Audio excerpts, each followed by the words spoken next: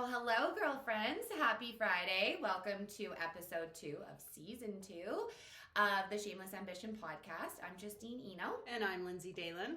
And today we're going to talk about all of the types of mistakes that we can make while pursuing our ambition. At least the ones we know of, anyway. Feel free to add your own.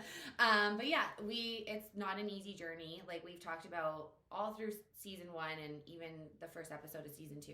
It's never easy, and there's always struggles. So we want to talk about them. Yeah, I'm really excited for this episode because I feel like all too often we highlight our successes. We talk about, all of our big achievements and accomplishing our goals, but we don't often talk enough about the mistakes that we make in achieving those things. So today is going to be a good conversation. I think the mistakes make us relatable, like to each other too. Absolutely. We hide behind them a lot. Same with struggles. We hide behind them. We don't like to show them. And then I have always found anytime I've opened up to somebody, whether it's like professional, personal, motherhood, about a struggle or a mistake, they're like, "Oh, me too." And doesn't that feel so good? Feels so good to know I'm not sitting in this shit alone. To be like, okay, cool, it's not just me. And it can often look like somebody's journey was just quick and easy, like they were an overnight success, or like things just happened out of nowhere for them. But what we don't see is what happens behind closed doors. Yeah. And all of the late nights, the tears, the slam doors. I hide in the closet, so that's right? what I do. Yeah. The hard conversations and the hard looks that we have to take at ourselves and the people around us when things don't necessarily go our way. Yeah. It's important to share this part of your journey, whether it's publicly like we are, or just with your circle, your trusted people, giving voice to negative things. And I don't want to say mistakes or struggles are negative, because they're really not. But they do have a negative energy around them. Mm-hmm. So when we give voice to those certain things, I feel like they have less power. The more voice we give it, the more we talk about it, they have less power over you. You feel less shame. You feel less icky to have, those things going on. It's when we truly hide them, I think they get bigger inside of us, and For sure. they feel more shameful, or they feel more embarrassing or alone, and you're really not. Well, one of my, favorite ways to handle mistakes is to own them immediately, to immediately acknowledge that I've made a mistake and to take a step back to figure out what I did wrong. Yeah. Do I need to apologize? Do I owe somebody an apology? Is there something I could have done better in the moment? To learn from that mistake provides an outlet to grow beyond it. And I think you're so right when you say bringing it to the surface and to just talk about them, because otherwise you don't learn anything from them. Yeah. And then it just made that mistake that much worse. Or how much time you waste pretending it wasn't a mistake. Right. Yeah. Like, no, it's okay. Like, think of like building. Relates to building. I was building like a Amazon shelf the other day. Yeah. And I was thinking I made a mistake, and I tried for like 5 minutes to be like, no, it's fine. I don't need that this piece. whole backwards piece. It's fine. I can Yeah. make it work backwards. And then I was like, no, girl, like the holes are on the wrong side. Mm-hmm. So it's, bad analogy maybe, but it's similar. Not like really. How much time you could actually waste trying to pretend like something isn't a mistake just because you don't want to go back and take the time to fix it and do it properly. Right. Even though if you don't fix that mistake, it'll probably just break or not work. That's right. Anyway, right? So one of the, mentalities that I grew up with that I'm so grateful my parents raised me with is the mentality of, if you're going to do something, you might as well do it right the first time. Yeah. And so I've called on that motto often throughout my life, where it's like, okay, Lynsey, slow down, do it right. Just get it right the first time and you'll save yourself so much time. And I think to like add to that, it's not even doing it right the first time, but sometimes the first time isn't the right time or the right way. Do you know what I mean? Absolutely. Because sometimes the hindsight's 20/20. Well, yeah, and you're going to make mistakes, right? Yeah. But like you said, do it right. So just stop, fix it, and keep going instead of just pushing through, getting to the end, and then being like, oh, I have to restart. Well, and that's just it. Like, if you are in the middle of making a huge mistake and you still have the opportunity to back out of it, like, girlfriend, reel her back a little bit and just give yourself the time and space to analyze your next step forward. And really trust your gut in that. I would, like, personally, of like being like, what should I do in any situation, you really just got to lean into that gut instinct. For and sure. Usually it's right. My dad always told me usually the hardest decision is the right one. Oh, that's such You good know, advice. it was Yeah. about breaking curfew. Oh, okay. I was like 16 and I really wanted to stay out and whatever. And he Yeah. was like, usually Justine, the hard choice is the right one to make. And I was like, oh, and that one actually stuck with me. And it's true though, because usually the hard one is the right decision. So Well, and you know, you and I were just chatting before hitting record on this podcast, and we were talking about, you know, a big idea we were having, and we had decided to just table that one for now, because if it's not a fuck yes, it's a fuck no. yeah. And we just honestly only Yeah. have so much time in our lives. Everybody only has so much time in their lives, so it's important to prioritize how you spend it. And yeah. one mistake that I was guilty of making for several years in my life was doing things out of a feeling of duty or responsibility, or out of expectation, when I needed to be doing things from a place of, does this support the life I'm trying to create? I've been guilty of just giving too much of my energy away, and I've really learned how to rein that in so that I don't make those same mistakes and end up in burnout and Yeah. and in a place in life that I never really intended to be in the first place. There's something to be said about when you're really working with your passion, you won't, well, you can still burn out, of course, Mhm. but the burnout is different. The burnout is like, I just need to take a day and sleep because For I'm sure. so tired. Like, I'm physically burnt out. Mental burnout, I have not felt in my passions yet. Right. No matter how much I dive into those, it's when I'm doing work that I don't want to do Right. that I feel a burnout. So also like looking into, are you actually chasing a certain goal or ambition that is meaningful and purposeful to you? And that ties into what you just said. Like, you were doing things out of duty or Mhm. because you thought you were supposed to, not because they lit your fire and because they were like a passion Right. for you and like really like made Lynsey happy. Well, and it was to things your that I core. thought I needed to do for my professional development, that I needed to do to be the person that I wanted people to perceive me as. It just, life moved at such a rapid pace that I didn't understand I had the capability to slow it down and to enjoy it more.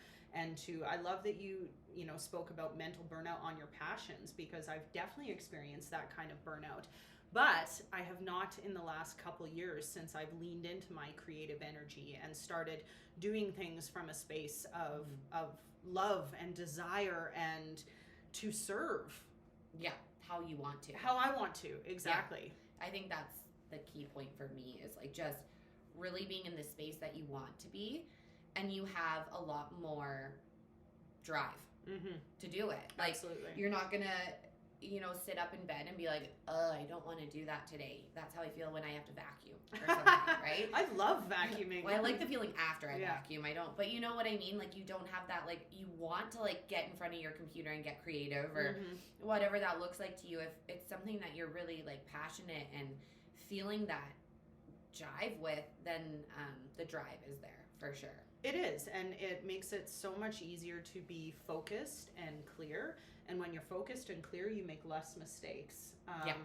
One thing that's happened to me in my life, as far as the pursuit of my big ambitions, is becoming manic. I have two speeds. I've mentioned this before. They are fast and stop. And so there have been times where I've just gone at such a rapid rate, Mach 10, where I literally have blinders on to everything happening around me. And that's not a good space to be in. You think you're being super productive, but really No. you're just spinning your wheels and not really going anywhere. I have that on my list, and it's different words, but so it's just forgetting about your interpersonal relationships. Mm-hmm. So I mean, it ties in, right, of blinders, and I experience this from the other side. Okay. So I experience it from the person who gets the blinders. Oh, I see what you mean. Like, I have a partner who, and for a long time, He gets in a zone for Yeah. sure. Yeah. So I don't know if I can actually say that I've been so into something where I've forgot. Right. And not forgot, that's the bad word, but just like kind of had those blinders on. I don't think so. However, I don't know with Tyler being so like that, I kind of have to like have them open so our kids stay alive. Right. But no, I don't know. It's just we have different personalities, and I say so many times Lynsey is like Tyler in their creative mind. So I'm talking about when they get their creative blinders on and they're gone. It's a whole other world. Yeah. For real though. Yeah. And that's why Ty and I connect the way that we do, because we really are. They connect their blinder tunnels. We're just like creative kindred spirits. Yeah. And we know what that feels like to have an idea just consume you, and you literally think about it nonstop. Like I'm so happy to be in the headspace I'm at this time this year, because this time last year I was in the height of planning Shameless Ambition, the conference, and it literally ruled my world, my every waking thought. And it was a very cool experience, but I wish I could have just slowed it down and been more clear throughout that process, because there were times where it just, that kind of energy didn't feel okay. It's funny. I think almost every big moment I've had in my life, I look back and the constant hindsight is I wish I would have slowed down and enjoyed it more. Oh, that's so true though. Right? And it's no matter what it is, whether your wedding day or your kids' whatever day or whatever it is, your professional day where you exceed in something, like you always look back and you're like, I wish I would have took it in more. I wish I would have slowed down a little bit more. You know what though? That just popped into on that note though, like I will say that the weekend of Shameless Ambition, I walked into that hotel on Thursday and I turned it on. I made a promise to myself in that moment that I was going to be present for every single minute of the entire weekend to reap all of the energy of what I had just poured all of my energy into. Yeah. And I really do feel like I experienced every moment, and I was just surrounded by so much wonderful love and support. We all were, like, that was the whole point of the weekend. Yeah. And so despite the fact that maybe I would have changed my approach a little bit, it was like the leading up to it, exactly. To sit like, in that a little bit to more. sit in that a little bit more, to stress a little bit less about it, to I don't know, maybe just free my mind a little bit more during that process. But that weekend was definitely the payoff. It all paid off that weekend for sure. That was so fun. It was so fun. I remember driving to Edmonton because the day after, like on the morning Sunday. up, basically, and I was so tired. My car was like, drowsy detected.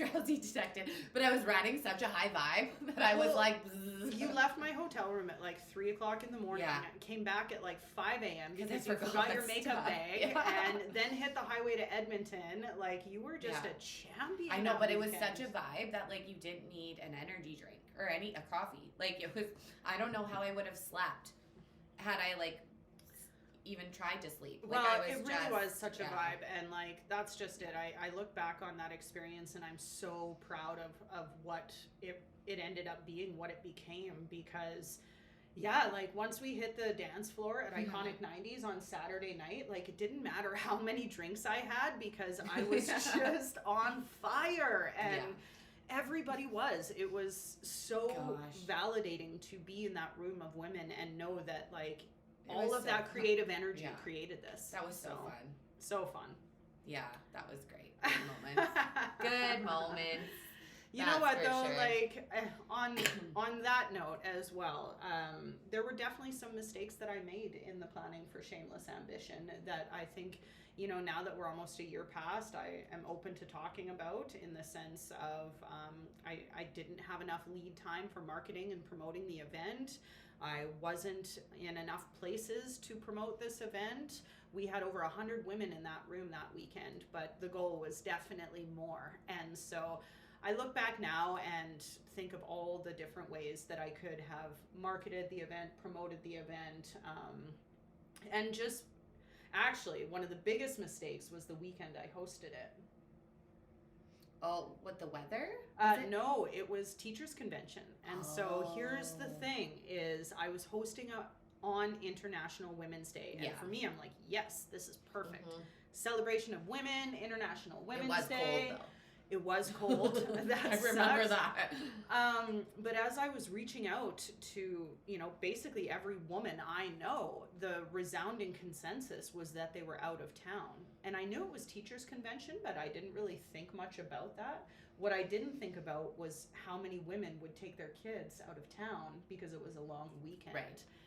And so there were just so many women that I wanted to see there that couldn't be there. And so my timing was just off, and it was flippin' cold. It was really cold. It would have been so nice to be rocking that conference weekend in jeans and heels rather than boots and parkas. It was so cold. Like, I don't even, it wasn't what we just had, but it was close. It was really cold. Yeah, well, I mean, thankfully, though, we rolled into that hotel and basically just didn't leave for 3 days. So yeah, that is true.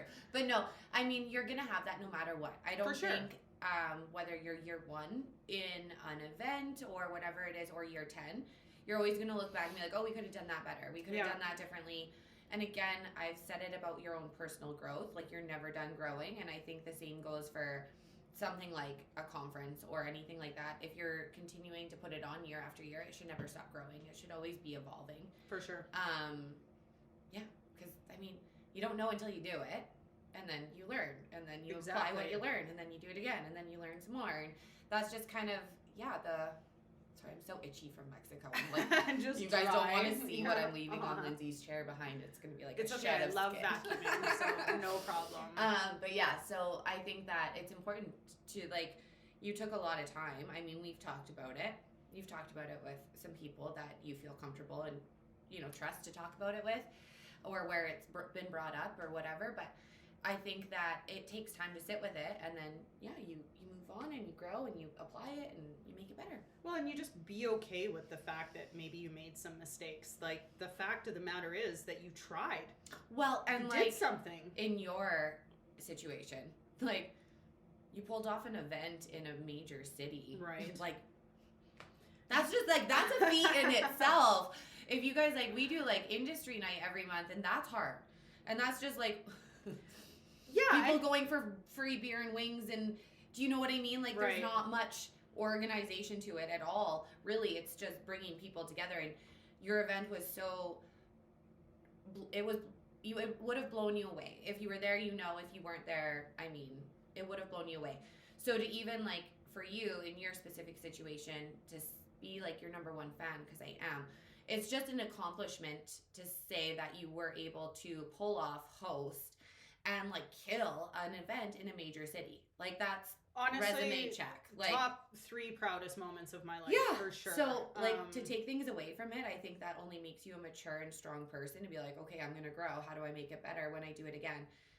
That doesn't make it, and that's just it. Like, I really had to sit with it for months afterwards and just really think about how it made me feel and just what I want for my life. And you and I have been growing this brand together ever since, which has been such an incredible journey. It's such a great time. Like, shameless ambition is way better when shared. So, I mean, it's, if I had to do it all again just to land where I am now, I still would. I still would do it all again. And I think that's what's the nice part about looking back when we've made mistakes, is knowing that the reward outweighed the mistakes. Any mistakes along the way, you chalk those up to tuition and you learn from them and carry on. Yeah, and I think that people like to see growth and things evolve. I think that people appreciate it and they show up for it a lot more when they see that people themselves have put the work in, or to an event or whatever it is.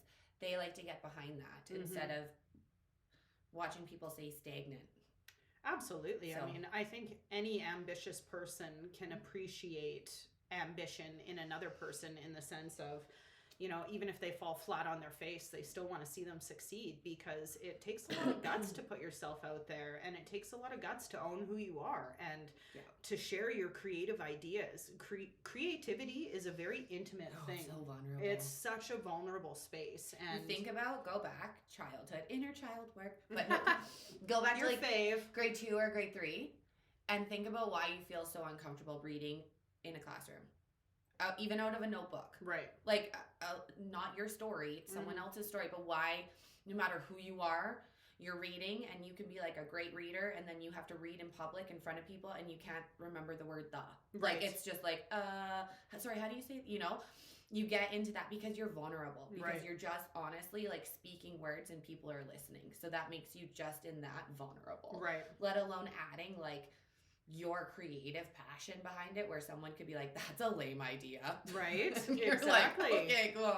Never gonna talk again. Yeah, but yeah, it's hard. It's so hard. It's super hard, but I think that the more we learn to be comfortable in our authenticity and to just really love ourselves and own who we are, the less mistakes we make, because we're doing things from a place that is who we truly are. Yeah. So the decisions that we're making are more aligned with just our natural selves. We're not trying our values, exactly. Yeah. We're not trying to be something that we're not. It's easy to make mistakes when you're trying to pretend all the time. Fake it till you make it. Exactly. And you have to remember who you are to who and which person and how to act with these or whatever, right? Like there's too many things to hold on to. So yeah, and only take criticism from other people in the arena is what I wanted to add to that one before we moved on from it. Is I read the quote in season 1. It's a Theodore Roosevelt quote, but about talking about the man in the arena. Mm-hmm. And it's just basically like, don't take criticism from people sitting in the bleachers who aren't willing to get down in the dirt. So just remember that too. Like when you are putting your creative self out there is, you even just before we started, you gave me a little story about how one of Lynn's friends gave her some really awesome feedback over the weekend. Yeah. And I know who this person is, and so they're amazing, and it was great. But you can take criticism or like constructive feedback from people when you know that they're like in it with you, like they're in that creativeness with you, or they're that vulnerability with you, because they're not doing it to shit on you, they're doing it to help you.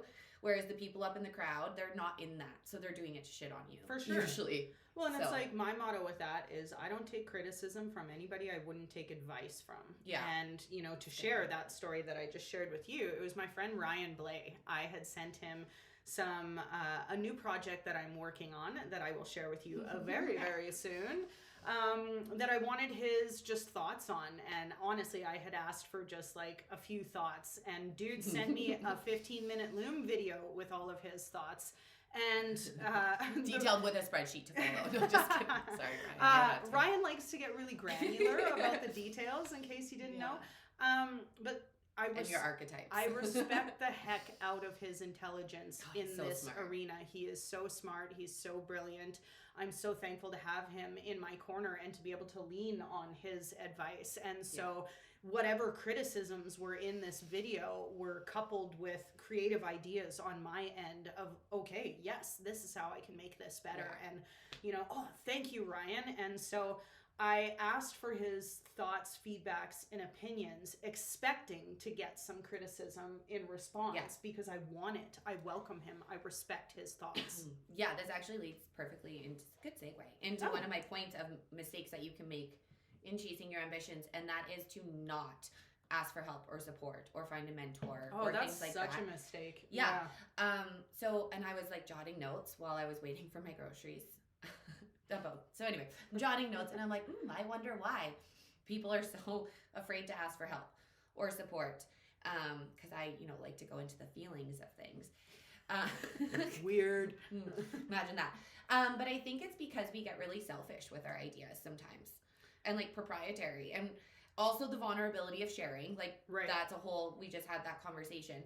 But I think that sometimes when we offer people to help, we get like territorial over our whatever it is, our baby, right? I've been that person. Yeah. On several occasions. And as have I. And so sometimes, or you don't want to like, what's the word? I don't know the word I'm looking for. You don't want to feel dumb or like they had a better idea than you, and then all of a sudden now, if it's great, it's because of them. Or I don't know how to put that into a word, but that's not the case. Because if you're asking for help or support or mentorship from the right person, they want no ownership in it. They just want to help you. And like, if they give you little seeds, they're totally fine with you taking a seed. And Well, making they a tree, understand that you you're know? going to them as the expert, Yeah. and you're going to them because you value their advice. And, you know, funny story about me and Ryan, since we're just chatting about Ryan today. I hope he listens to this episode. Just this one. When I had the idea for El Bell Sales Co., my sales training company for women, this was like 5 years ago. And I sat down with Ryan almost immediately at lunch and rolled out my whole vision for what this brand and this company could become. And he listened, and he asked me some very thought-provoking questions, and his response at the end of it was, "Now, Lynsey, normally I think your ideas are pretty bunk, but this one's really good." And I was like, okay, thank you. That was like a little bit of validation from somebody in that space that, you know, kind of gave me that motivation to keep going, even though he was like, okay, you know, sometimes you got to think these through a little more. But yeah, he's just been in my corner ever since. And I don't feel like I've ever had to sacrifice any of that kind of creative integrity by involving his own creative integrity into the conversation.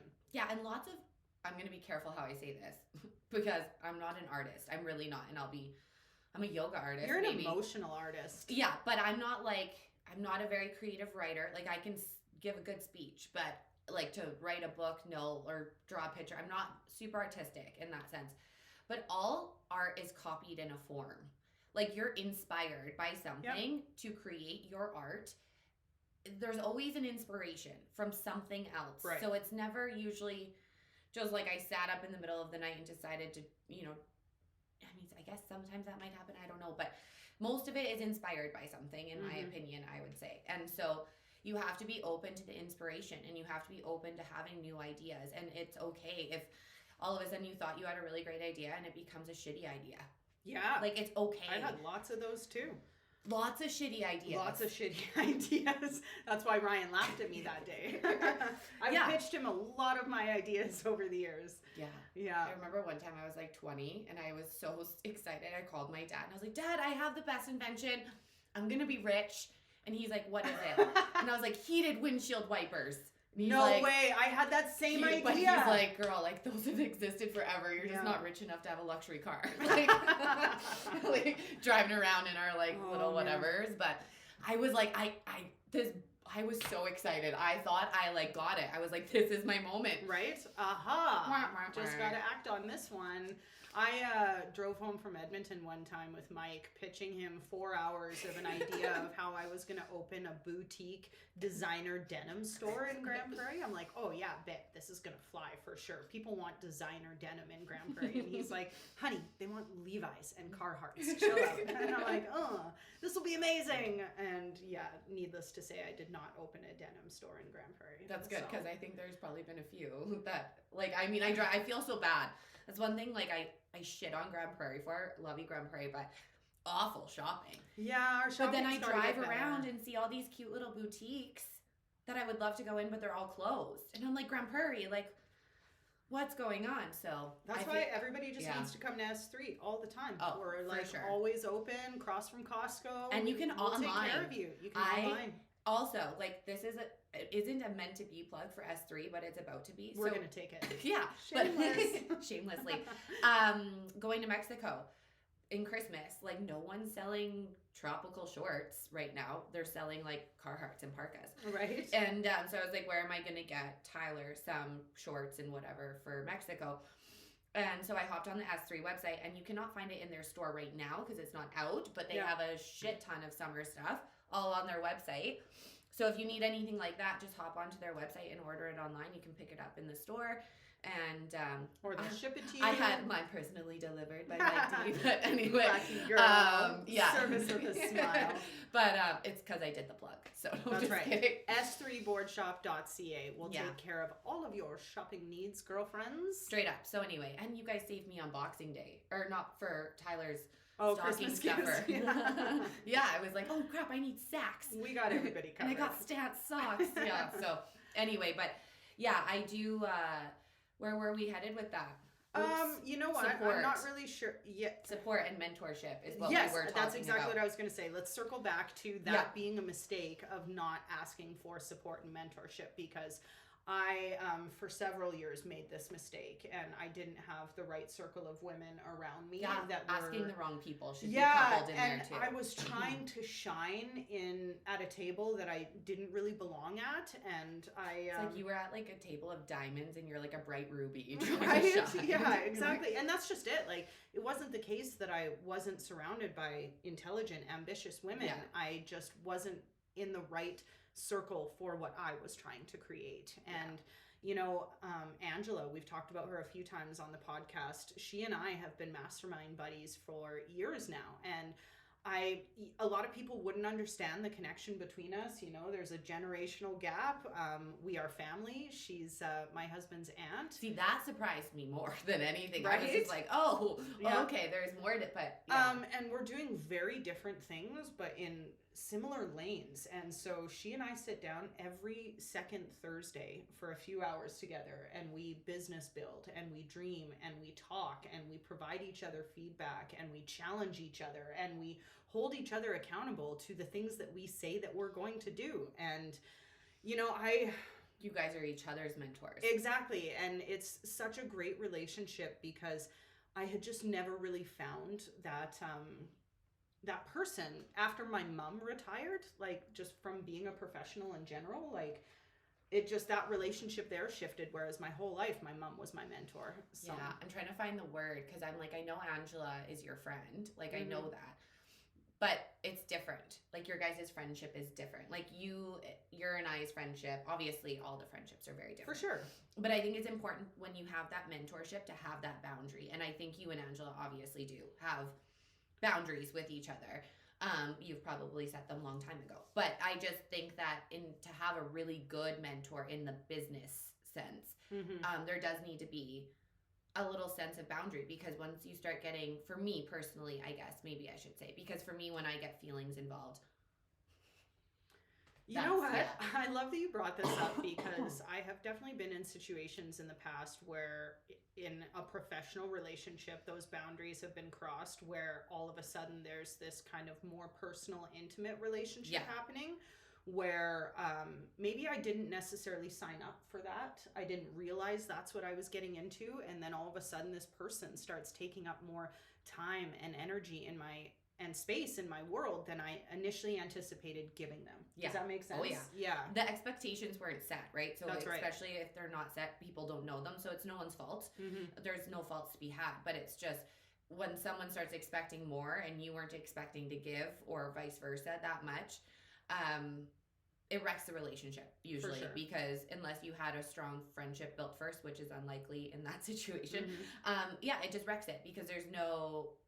I feel like you just blow it before it even starts, to be honest. So well, and unfortunately, I feel like that's a mistake I made a few different times, where I just didn't clarify those expectations, and I let those lines get a little bit blurry, and I didn't protect myself as best as I should have. And you know, like that brings a lot of stress and just chaos and sadness into a person's life when you're just feeling weird with somebody in your orbit and you don't know how to handle it, and then you always run into them. Or you always see them on social media, or they're always like, I mean, that's Murphy's Law for me anyway. If I'm like, oh, I really don't want to see that person or something, then they're right there. Like they're at my car window and I'm like, oh, hey. Well, I mean, thanks, universe. That begs another important point on just kind of mistakes as an ambitious woman, is letting people take up too much energy or space in your life. So it's like, if somebody is just triggering some sort of feeling in you that you don't like, unfollow them. Like, do your best to remove yourself from their orbit. And it, like for me, I want people to eat, just not at my table. Totally. So if that's the case, where it's just like, hey girl, go do your thing, and maybe we're not necessarily aligned, that's okay. I wish you well, but I just need to kind of create space and boundaries. Yeah, I think it's important to do that. I think it's also important, if someone is bothering you, to before or after you unfollow them, or, you know, like eject them out of your life or whatever that is, ask yourself why. Like, it is important. Like, it really is, because I've I'll be so honest, and I'm not gonna say anyone else has ever felt like this because I don't know. But speaking from me personally, I have hated someone out of jealousy. Aww. For sure. Like Yeah. it's happened to me in Yeah. my life, and obviously I've worked past that. We've had lots of conversations on here about the green monster. You could look back and not even or look at someone and be envious, not even jealous, or just like you want to be where they're at and you can't be, or whatever it is, or they have the car you want or the house you want or whatever it is, you know, materialistic wise or anything. You have to really like look at that. But if it is honestly just you don't vibe and you are on separate paths, but you can still respect them, but just want to be separate, then yeah, like that, I think that's totally fine. Well, you raised a beautiful point there, babe, because I know for me, I actually take unfollowing somebody very seriously. Yeah. Because I really am cheering everybody on. I want everybody to win and everybody to succeed, and your success doesn't take away from my success. You can't compete with me, girlfriend, because I want you to win too. Well, yeah, and the only person you should ever compete with is who you were yesterday. Absolutely. That's it. And only person. I have to be having a pretty emotional response to something where it's taking up space in my heart and in my mind and in my soul before, and I will take that hard look of, Lynsey, why are you feeling this way? And it is a conscious decision, and it is one made out of an intention to protect my own mental and spiritual and emotional space. So we have that choice. That's so we great. have that choice. Isn't it beautiful? We get to control us. So great. And what we're consuming, what we're, allowing into our life. And I think that that's such an important realization, is that we are in control of so much more than we think. Yeah. I mean, we've said, I know I've said it, you've said it on here multiple times, is you get to choose who you want to be. Yeah. And it's so easy to say. I know it's a lot harder to do, to break the habits, to redo the cycles, but you really have the power to do it. So it's completely up to you, for sure. So I think that's really cool. I have to remind myself of it all the time. So. On the topic of like finding a mentor and just kind of asking for help, I think that one of the biggest mistakes ambitious women can make is not admitting when they don't know something. Yeah. It's honestly like, girlfriend, just own up. If you don't know what's going on, Google it. We live in this beautiful world AI, ChatGPT, everything is figure outable exactly immediately. Like, so I think that's something that drives me a little bit bonkers, and I will call somebody out on it if they're like constantly being like, yeah, I don't really know, or like talking about something and they don't know, but they always bring it up. I'm like, figure it out. Exactly. Google it. Like, exactly. Do some research, because it's all there.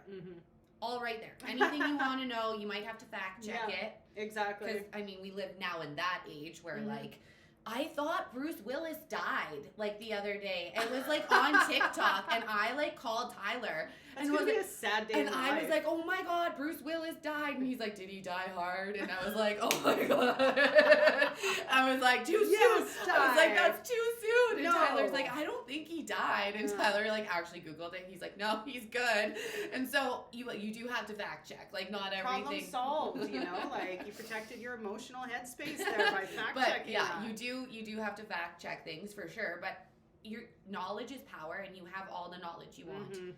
ChatGPT doesn't add in fake stuff. That's right. So maybe ChatGPT over Google, but well, and just in the moment in general, like if you're having a conversation with somebody and they say something that you're just not sure about, or you need clarification on, or you don't understand, it is such a power flex to say, could you elaborate? Or could you fill me in? I'm not sure I'm up to speed. Or simply, you know what? I don't know. Or I don't understand. But you know what? I am willing to find out the answer and learn. Well, and that person also now knows that you were fully engaged in the conversation. Yeah. Like you weren't just being like, oh, I don't know what they're talking about. I'm going to glaze over and be like, yeah. You know, like that's fake. That's gross. Well, like I don't want, if someone was doing that to me while I was talking to them, I would be like, that's sad. Right. You know, it's a waste of everybody's time. So just, That's ask. why, exactly. I just feel like the smarter move in that moment is to face it till you make it. Because in any moment where I felt like I had to fake it till I make it, it just didn't result in a truly rewarding and growing experience that made me a better person. It just kind of made me feel shallow in the moment of like, okay, well, I got through that, but I didn't really necessarily create any positive momentum either. So yeah, no, I think it's also like the saying, you don't ever want to be the smartest person in the room. Right. If you're the smartest person in the room, you're in the wrong room. Get That's out. right. Yeah. You should be like the dumbest person in the room. Not really, but you should be surrounded by people that are smarter than you or higher up in their career or wherever, because who you surround yourself with is who you are going to become, or what the energy you're going to portray. So yeah, just remember that. Like, I know it's sometimes cool to be the smartest person in the room, but yeah, I mean, it's I just can't imagine that being the best experience. Like, no. I can't say I've ever felt like I was the smartest person in the room. Because just when we did like bring your mom to a school day for like grade 2, I felt pretty high up in the pecking order there. Exactly. But yeah, that's about it. Oh, we were riding a high horse that day. Yeah, I got the ABCs front to back.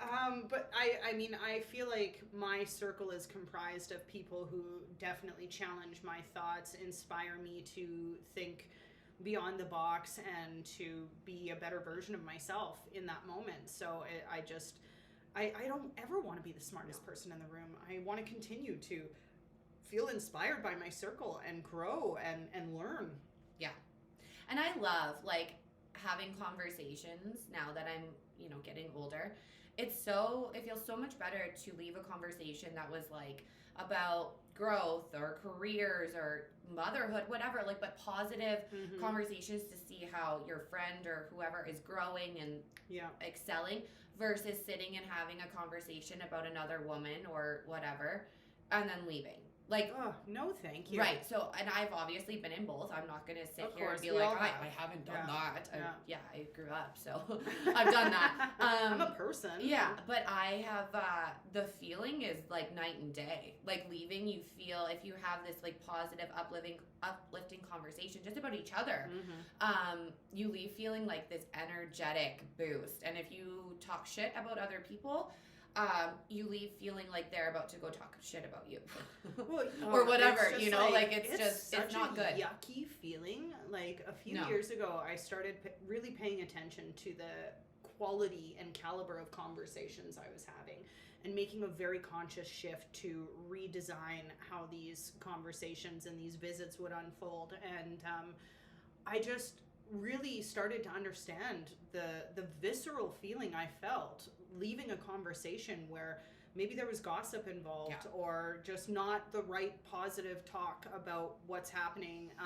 It makes me sad to think of, to be honest, that like I ever even participated in conversations like that. And even to be sitting at the table sucks, because then you're like associated with it. Even if you're not saying anything. I encourage you to stand up and or like say, hey guys, can we switch the conversation? Absolutely. Be that awkward person, because the people who you're talking shit about always find out, and you want to be the person who is like, hey guys, let's just... It doesn't feel good to talk shit about people, to gossip, to spread malicious rumors. Like, no. That's a huge mistake that I ever made in my life. I don't think I've ever spread a malicious rumor by any means, but just I've definitely had gossip conversations. And I get it though. Like, I get where the naive, young, not matured mind we all have to grow through is coming from in those moments. Like, I can take myself back there and be like, okay, what was Justine thinking at that point? Even it was all wrong, but what was I thinking, or what was my intent? And my intent usually was never to hurt the person I was gossiping about, but I felt powerful knowing information about them in that group.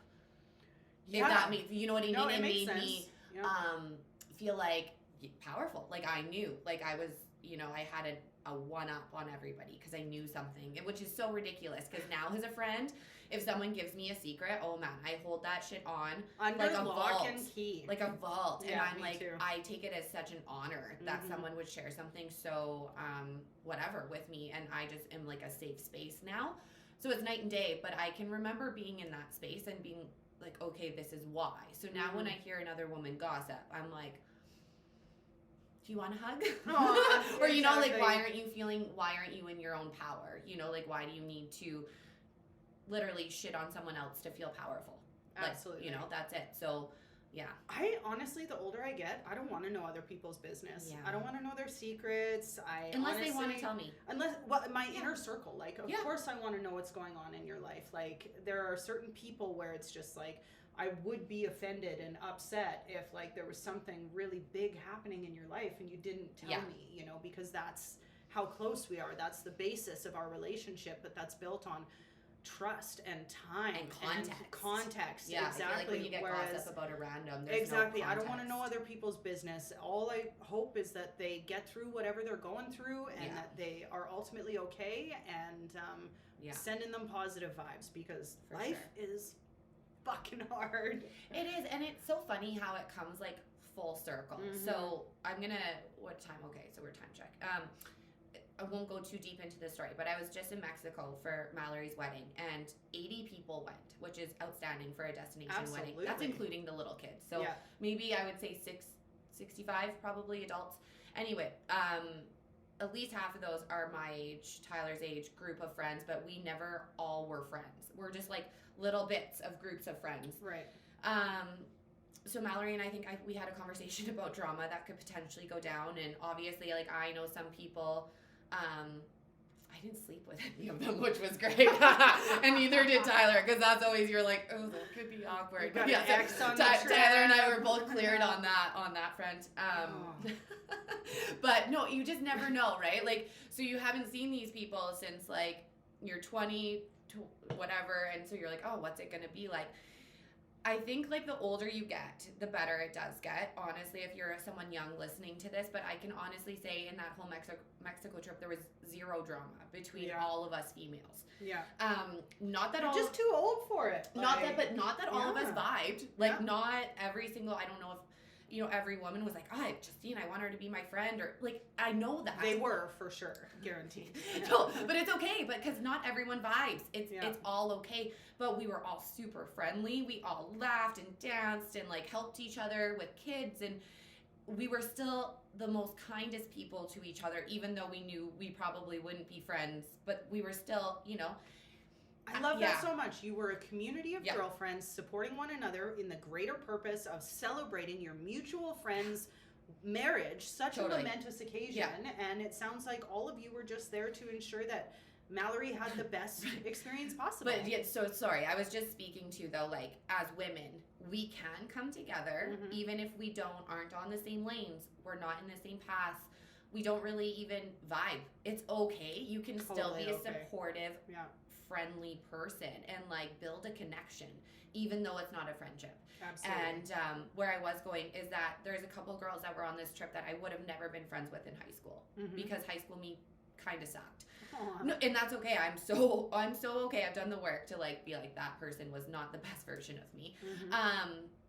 But now, come full circle, these women are great. Aww. So I think it's always open. You should always be open to, like, rekindling or reopening a relationship that you may have closed off years ago, because people grow. Absolutely. You grow. But that also speaks to not ever leaving anything on a sour note. And that's, you can go separate ways, but you never know when that person's going to come back into your life or cross your path.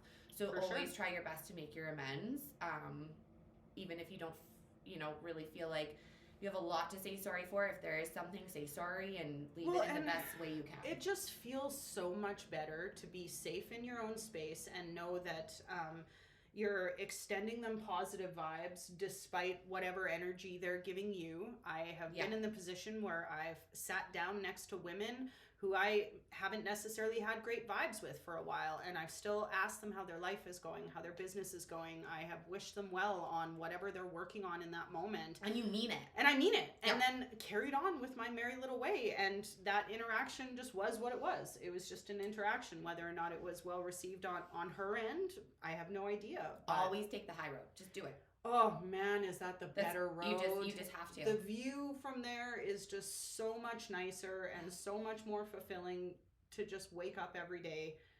And don't get me, I have a couple safe people. Like, I have. Oh, me too. You know, like, three. I'm like, jump in my head. There's 3 safe people that I will call and be like, wah! And just, like, lose it. And maybe say some awful things. And then they'll be like, okay. That's right. And that's it. That's it. It's done. It's never brought up again. It was just a vent, and those For 3 sure. people definitely know that. It was just a vent, and I usually don't mean it, but I had to get it out or whatever it was.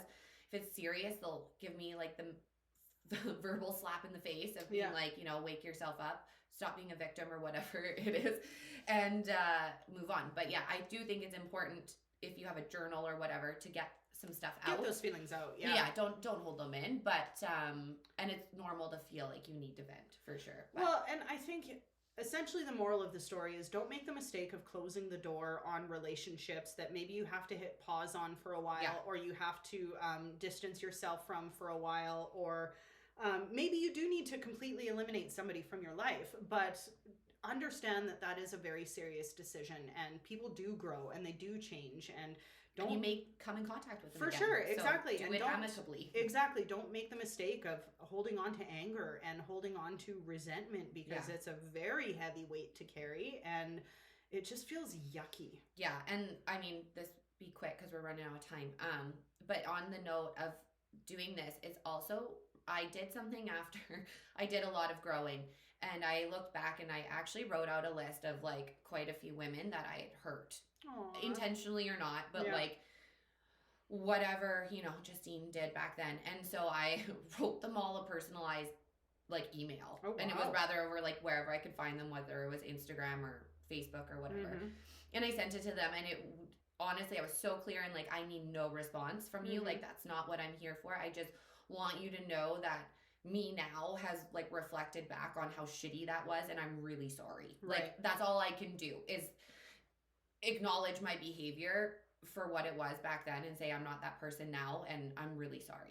And I've run into some of those people, and it hasn't been awkward. Yeah, it really hasn't. So I do, if you are sitting with something, even if it's from like 10 years ago, that you really feel like you just need to apologize or make amends with someone, just do it. Like, get that off of your chest as well. Like, say you're sorry and let it go. I love that you did that, babe. That's so beautiful, because it really is such a great way to let it go. And I had kind of a similar experience in person this past summer at the Grand Prairie Folk Fest. So growing up here my whole life, I've definitely crossed paths with a lot of people and have had some not so great experiences over the years. And there was this one woman, she and I notoriously hated each other. And if she ever listens to this podcast, she knows exactly who I'm talking about. But she also knows that over the last, 20 years, we've somehow grown as women. And I saw her at the Folk Fest, and we sat down and had a visit like we've been best friends for years. There is such a mutual love and respect there now for how we grew together and what we've grown through together. She has a beautiful family, beautiful life. And it was such a high, honestly, to just sit there and talk to her as grown, healed women who have just clearly taken a look at ourselves and let go of the feelings that we had so ridiculously years ago. Yeah. I mean, like I've said it, look, I should go back and count how many times I see this. This should just be my tagline. But if you don't look back at your past self and say, ew, are you really growing? Like, I love when you say that. Keep it going, girlfriend, because that's it. Like, we're I all love here. That one so much. We're all, and it's like, nobody is above that shit.